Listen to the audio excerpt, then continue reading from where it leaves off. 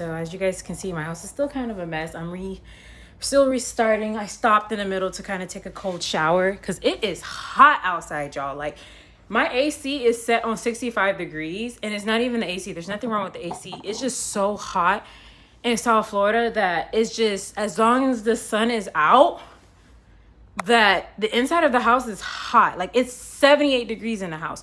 Normally, y'all gonna think I'm psycho, but normally, like, that's like my temp, like, but it's not like sun temp. Like, sometimes I like to keep my room at 74, 75. And everybody else who lives in the house, they would rather keep it on 65 if they could all day. So to keep me comfortable, I have a mini heater, as you can see right here. I have a mini heater on the side of my bed. Yes, crazy psycho, because I live in South Florida. But if I'm saying it's hot, it's hot. So the AC, the house is not cooling down at all.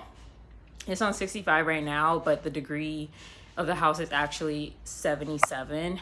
So it's not cooling down as long as the sun is up. But I took my ADHD medication. I say ADHD medication because I don't know if it's Adderall or not, or if it's just a form of Adderall, because it's a whole completely different name. I don't know too much about any medication, but I took that so I can avoid taking breaks. I take multiple breaks whenever I'm doing any type of task. That is something that I do struggle with, even though I am a therapist. I was recently diagnosed with ADHD. I've always known I've had something or some form of ADHD, but I never went to get formally diagnosed because I had a fear of the psychiatrist due to past experiences I've had in my internships. And the way I've seen them treat colored people or people of color, I didn't like it. So I was scared. But then I found an all-black psychiatrist office, and it was the best experience ever. The doctor was amazing. She took the whole time with me to actually properly diagnose me versus from what I've seen in the past. Most doctors, they talk to you for like 10 minutes and then they give you a prescription and they have you out the door. Like, it was a revolving door really, really fast. And that's why I was scared, because I didn't want to get misdiagnosed based off 10 minutes of whatever information I gave you. Like, I'm not sure what solution you could provide from 10 minutes of talking. But she took her time. She reassured me. She seen I was nervous. She calmed me down. I actually broke down crying in the first session, which is wild because in the past when I've done therapy, I've never, it took me a while to open up. But I guess, as we always preach and tell you guys, make sure you find the right person for you. And I was finally able to find the right psychiatrist. She hit the right button. I don't know what button she hit. I can't remember what questions she asked, but she asked the correct questions to finally let me be able to let my guard down. And then from that, I was also able to find a therapist that I actually trust. And I really, really love our relationship and the rapport that we built so far. And it's amazing. Like, my therapist is also amazing. Like, she checks in on me throughout the week. Not saying that every therapist do that. Please don't go expecting your therapist to do that. It just depends on the type of therapeutic relationship that you have. And your therapist is going to know what you need. And she or he is going to go based off of that. But I'm just talking from my experience. And this is my ADHD taking over. Because the reason why I sat down to record this video, oh my gosh, in the middle of me cleaning and resetting so I can start, preparing for testing. By the way, guys, my test is in 21 days. Insert fear, whatever. But in the middle of me cleaning my office out, as you guys can see in the beginning or throughout the video before this, my office space turned into a weird storage area for clothes, old clothes, things we didn't even know. I didn't even remember we all still owned. So I looked at it, and as I was cleaning, I was like, yo, this place really turned into the lost of dreams to me. That's like, I gave it a title. I have a thing for giving themes to things. And the office, I noticed it was like a lost of dreams. Like, I found an old journal that I was working on that I literally pushed out one time. It's still on Amazon. I'm like, oh my gosh, I cannot believe I forgot about this. My diploma collected so much dust. It was just sitting there. It's like, I really truly lost sight of what I want to do and the reason why I'm doing all of this. Like, when life is lifing, it takes over and it literally blinds you and makes you forget what's going on or what you're truly doing it for if you don't slow down. And cleaning out my office made me realize that today. There's some grief and some mourning there. only because of so much time that has passed by and how much I haven't done because I let life get in the way, or I let my fear get in the way, or I've been extremely avoidant. I've been extremely distracting myself. Like, distracting yourself is really good, but it gets to the point where you have to realize, are you distracting yourself for the good, or are you distracting yourself out of fear and self-doubt? You have to be able to modify the distractions, because if you're not careful,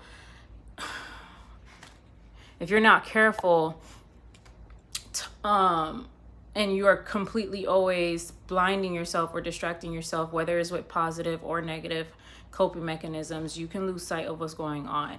And sometimes we are not aware of it, especially if we're doing positive distractions, right? Going to the gym, working out, being productive, but sometimes you could be productive in the wrong thing, and you're operating out of fear. You don't even notice the positivity has now turned into a negative coping skill if you're not careful, if you're not intentional about what you're doing. So I say all this to say, cleaning out the office and starting to deep clean the house, I've realized that I lost sight of a lot of things, and it's pretty overwhelming. It's kind of frustrating at the same time, because when you are aware of certain things, you know what you're supposed to do, and it sucks 10 times worse. I don't know if that makes sense, but it sucks 10 times more when you are aware of your self-sabotaging behavior. Excuse my voice, because I am trying to hold back tears, because I'm not going to be coming up on here crying. But it's 10 times worse when you see that you're self-sabotaging and you know what you're supposed to do, but you still don't do it. And as a therapist, I still self-sabotage, and I self-sabotage either out of fear, self-doubt, or I self-sabotage to avoid whatever the outcome is, which leads back to fear. Like, it's all connected. So I say this all to say, again, before I get distracted, I found this. This was the second time I took the LCSW test. I have the first one somewhere. I'm sure as I continue cleaning, I'll probably find it. But this is the second time I took the test. This was last year, June. Like, my 1 year anniversary of failing this is coming up. I'll actually repost a TikTok that I made, because I went in there so confident, y'all.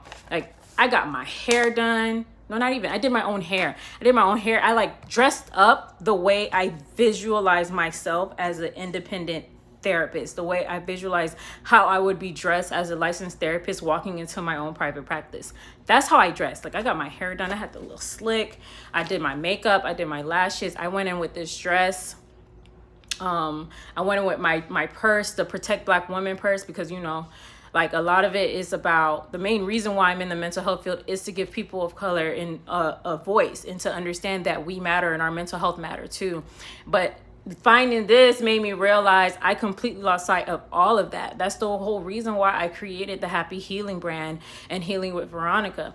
I haven't posted on my Happy Healing Health and Wellness page in probably over a year. I've been posting on Healing with Veronica with TikTok every now and then, but then I'll get discouraged because nothing is being viewed. Or, I'm gonna be honest, I'm like trying to keep up with the trends. Knowing that it's not me had also kind of made me lose sight on what it is that I actually want to do. But finding this, it's a breath of fresh air, but at the same time, a grief in itself. But I need to be able to get through this so I can get to where I want to get. Like I said earlier, guys, my test is in 21 days. I have been pushing this test back since last year, June. I literally keep pushing the date. I keep changing it. Every time it gets closer, I change it. Anytime I start to study, I change it. And it's even worse now because they done updated the DSM, so I don't even know if I'm going to be tested on the new DSM. I forget the name of it. It's the T something. I can't remember the name of it. I went online to check. There is no available date for months. So 21 days, it's small. But I know my God is so great. My God is so great. And if I put in the effort, if I put in the work, I know he'll see the effort and he will help me accomplish the impossible in the next 21 days. I know I can do this. I'm going to pass. I failed this test by 5 points. The first time I took it, I was 22 points away. That's an estimate, but I know it's in the 20s for sure. If I find the first paper, I can show it. But the first time I took it, I ain't gonna lie, I didn't even study for it. I really went in just to get a feel for the test. And then when I failed and I saw what I needed help in or what I needed to improve, I did it. And then so I scheduled for the second time. Second time I actually studied. I was working at a nonprofit who actually, my supervisor there, who was so supportive, and she believed in me so much that she would let me study while I was at work. She'll let me stay home and study. So I thought I like for sure had it. But of course I didn't. I was like so confident and I failed by 5 points. Like I took the pretest. I made the score I needed to pass on the pretest in order to have the confidence to be able to pass on the actual test. But in reality, that just wasn't the case. It is what it is. I was 5 points away the last time. I know for a fact I'll pass. So looking at this, the areas that I see that I need more help in is on, oh no, they're all pretty. Oh, the one I scored the least in was professional values and ethics. So I needed, the number of questions in this area was 29 and I answered 19 correctly. Psychotherapy and clinical interventions and case management, the number of questions in this area was 40. I answered 23 correctly. Assessments, diagnosis, and treatment planning, the number of questions in this area was 45. I answered 32 correctly. So I'm pretty high with that. Like when it comes to assessments and diagnosing and treatment planning, that's my thing. Like I do that every day. Like it's my job. So I know I have that pretty hands down, especially when it comes to diagnosing. There is a little bit of fear there as well because of the new DSM, and I'm not sure if they're gonna have questions on that or not. So I do need to hone in on that. And then the last area, human development, diversity, and behavior and environment. The number of questions in this area was 36 and I answered 24 correctly. So pretty much each area I was getting like a 50% out of each area. So I need to dive in a little bit deeper and keep going.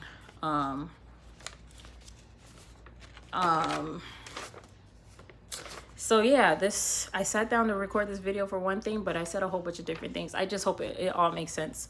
But it is what it is. This is my third time taking this test. I have 21 days to get it together. I do have an accountability partner. She's one of my closest friends. I reached out to her because she's in school for something totally completely different, but her work ethic it's amazing. It's inspiring. So I reached out to her. So she set up this whole study calendar for us for the next 2 weeks for me to be able to pass this test.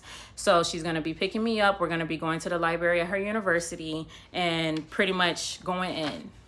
And she has it broken down from hours, from tasks. Like I'm so appreciative of her and I'm so happy that God placed her in my life. So I say all this to say you guys can follow for more as I'm on the journey to 21-day countdown to officially being licensed.